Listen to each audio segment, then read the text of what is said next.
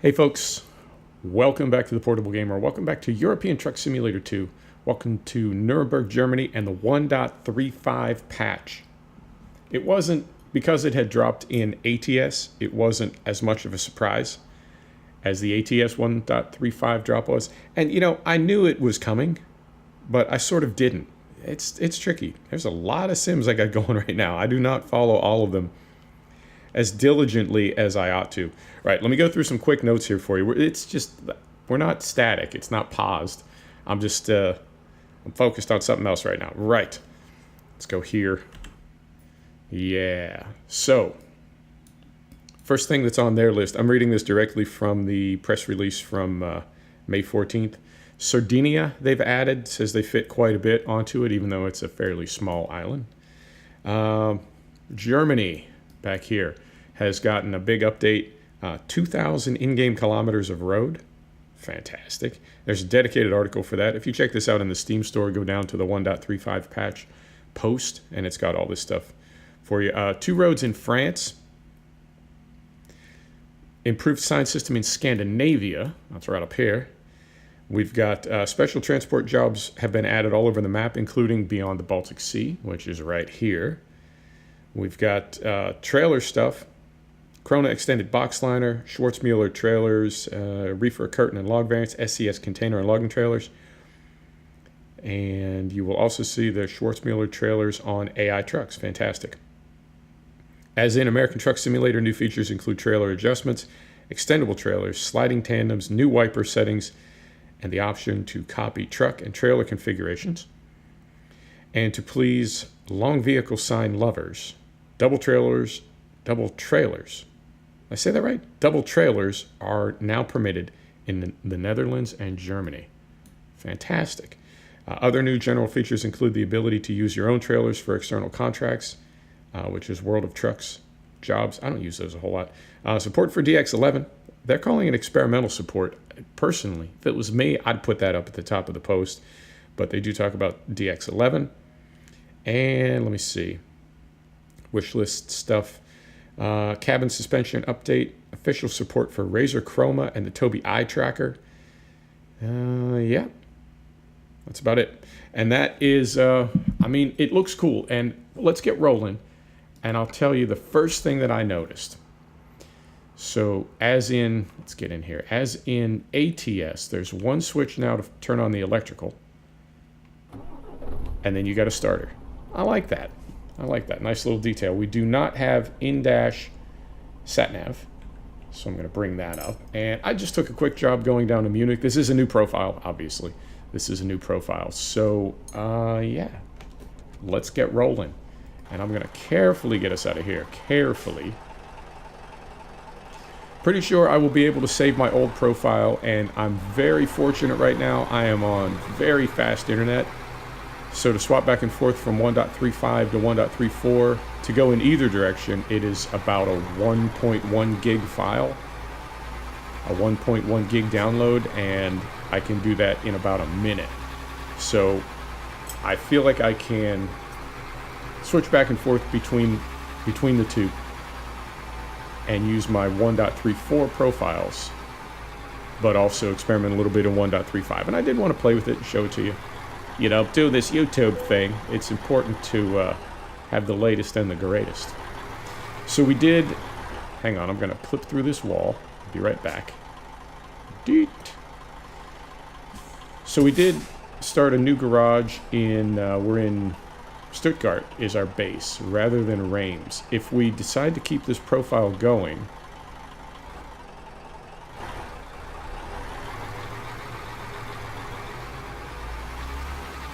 moment, concentrating. You know I get quiet. If we decide to keep this profile going, I'm actually going to reskin all my trucks. I'm going to redesign our corporate skin, right? Because we've got a kind of a French motif, because I just sort of randomly picked Reims when we started our last profile. I think it was in 1.32 or 1.33, but I just randomly picked Reims. I randomly picked Stuttgart. So if we decide to stick with this profile, I will reskin all the trucks for a little bit more of a German motif, German theme, and I believe I'll have to go into World of Trucks and swap my license plate over, because as it is right now, it's got the little F on it, right? Because we're based in France. So little stuff like that, little details. You know how it goes.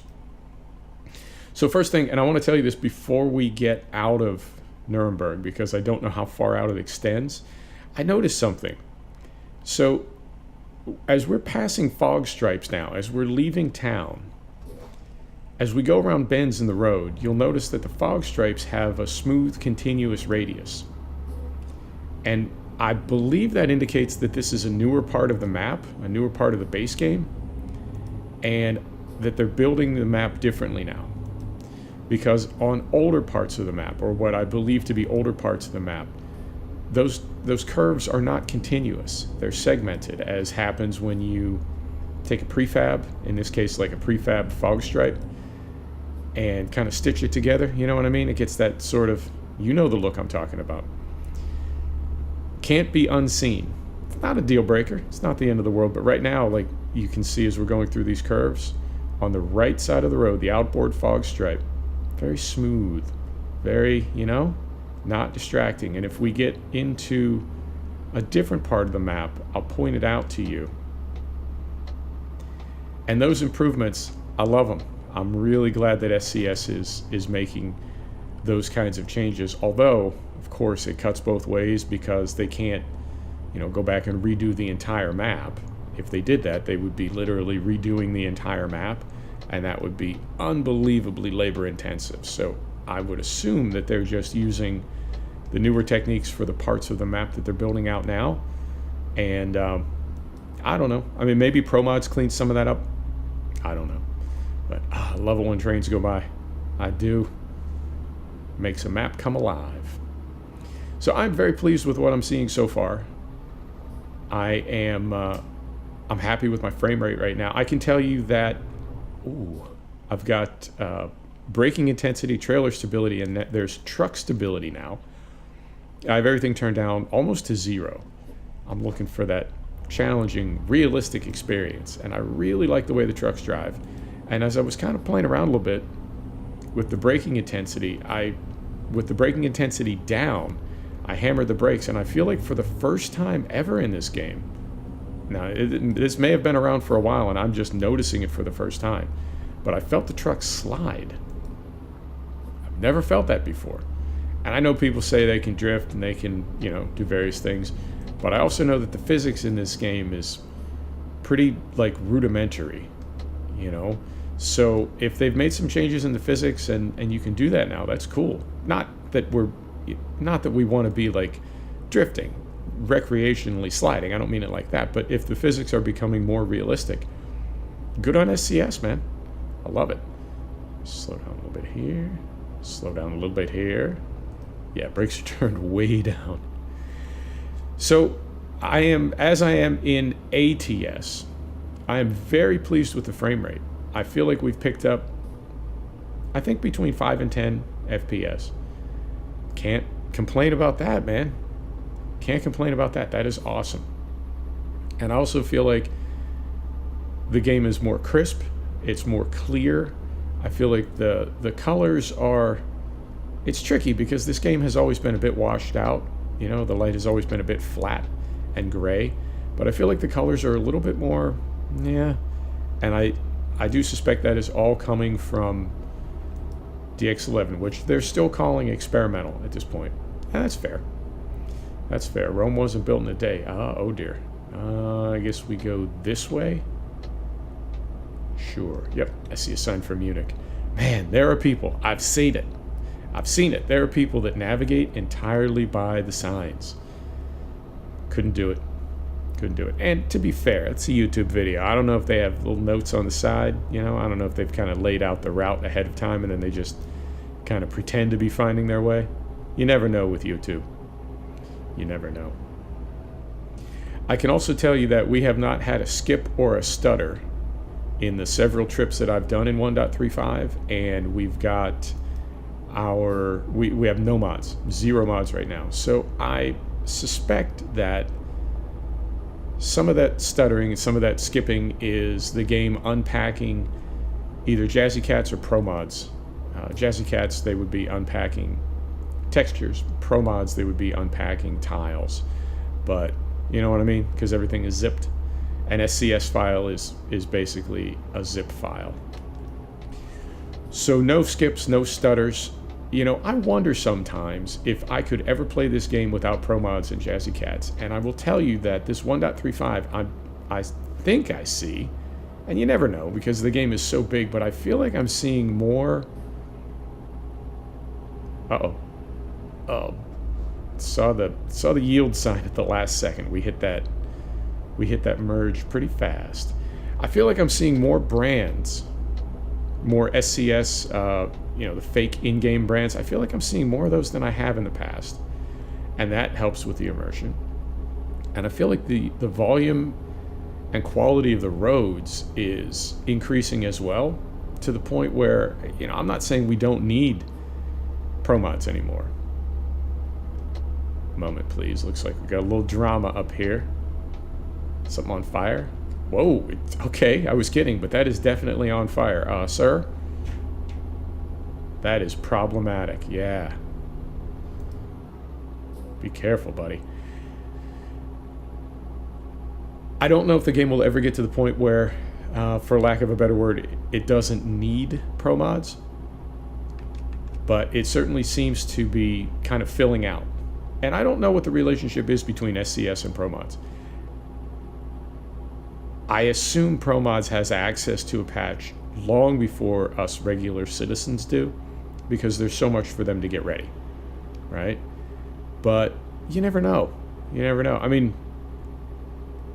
I think it's safe to assume that, but what I'm saying is you never know where either party wants that relationship to go. Oh dear. I was working the brakes, I just wasn't working them fast enough. So you never know where either side wants that relationship to go. Pro Mods could be telling SCS, hey man, we're done with being in the Pro Mods business. And SCS could be telling Pro Mods, hey, we got it from here. We don't need you to keep enhancing our map. Who knows? Or everything's fine. I'm just thinking out loud. But I do wonder if the game could ever get to a point where you wouldn't need Pro Mods. And as it fills out like this, as it sort of continues to grow, I could entertain the possibility of having a profile without Pro Mods, which is very... Oh, we'll undertake, you scamp. There we go. So we'll run this profile for a while until the mods patch up, and we did save our 1.34 profile, but yeah, I'm completely content with this as it sits right now. Now, to be fair, we do have a ton of DLC that we've bought over the years, and that's cool. That's cool. I don't begrudge SCS their business model. I think it's cool the way they're doing it, but as I said in the ATS video, if I had a complaint, it wouldn't even be a complaint, it would be a legitimate concern. Because I love this sim, I want it to succeed, and my concern / complaint would be how much longer can you continue to hang improvements on a game that is fundamentally getting kind of long in the tooth. We can polish up these graphics as much as we want. In fact, I picked up because you have to reset everything when you create a new profile, which I find it's not a deal breaker, but oh, come on, man. There really needs to be a way that when you create a new profile, there is an option that says copy settings from previous profile. So as far as all your gamepad or wheel settings, your graphics settings, your sound settings, you can just bring that into a new profile. It's a middling complaint, tedious. But as I was setting everything up, I realized that I could actually go a little higher with some of my settings. So our shadows are on ultra, our weather is on ultra, our reflections are on ultra, and I believe textures you only get low, medium, and high, but we're running more things on ultra than we have in the past. And that makes the game look better. That makes me very happy. But then when I look at some of these models, so as an example, this bus right here, you know what I'm saying? That's not the most detailed. Yeah, and you can go ultra all you want, and it will change the environment, I guess, but there's no setting in the game that is going to change the fundamental shape of the 3D model that represents that bus. You know, so same question I had for ATS. How much longer can SCS get away with it? That sounds kind of harsh. I don't mean that in a bad way, but, you know, how much longer? I say another 2 or 3 years, which honestly is plenty of time to develop a new game. And I'm not saying that like, oh yeah, you know, developing a new video game from scratch. No, it's a piece of cake. Anybody can do that. Don't mean it like that. But 2 to 3 years would be, if it was me, if Pavel came to me and was like, ill will, give me some advice. What should I do? I would say you should start designing ETS3, and you should start right now. Keep releasing DLC for ETS2 and for ATS. But get started on Truck Sim 3 and go from there. That would be my advice. And I do like the dovetail model, where they've got Train Sim World and the Train Simulator franchise running parallel. So they're continuing to, I guess, grow and support Train Simulator, but they've also gone on to Train Sim World on a new engine. That's what I would do. In the meantime, though, I love it. It's a little dated. I have to say, it's there. There are things that you can't unsee in this game, but so what? It's our truck sim, and we love it, and it does continue to improve. It does. And this 1.35 patch that I was not even really expecting. I knew it would be there eventually. I mean, that's what SCS does. But it kind of caught me by surprise. And I'm pleased with what I'm seeing so far. Man, DX11, those reflections on the well, everything. Highly reflective. Let's see where we're going here. Looks like right up here on the left.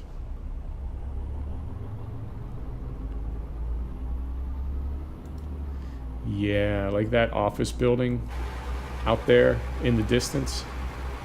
Come on, man. It's 2019. Help a brother out. Don't make me look at that.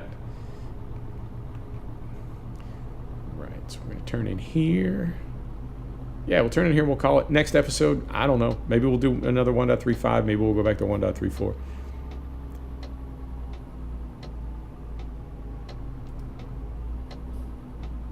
Concentrating. And oh, this is the one that's around the corner. I know this yard. This is one of the first yards that I saw in whatever it was when I jumped on board, like 1.27. Whenever I first played the game.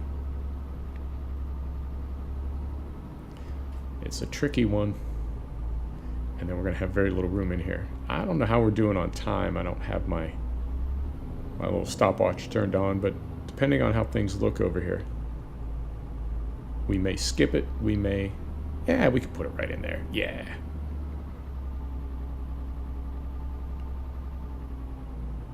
Plenty of room, and there's nothing else back here. So yeah, we got this.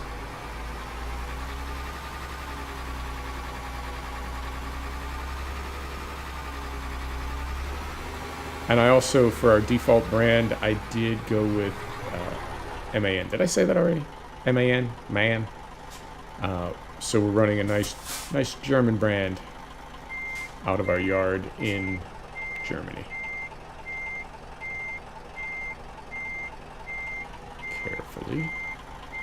Carefully.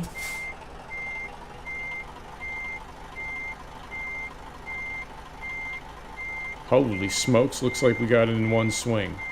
I guess the moral of the story is, if you give me a completely empty yard and tee it up like that for me, even though Will can get in there. Right, lights off.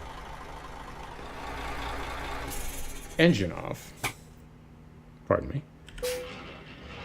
Let's see how we did. All right. We did get that ticket, but no damage. 274 XP. Beautiful. One more trip and we should level up. There you go. Let's call it, folks. Thanks for stopping back to check out the Portable Gamer. Thanks for joining us for our first episode of ETS2 on the 1.35 patch. And we'll see you next time. Take care now.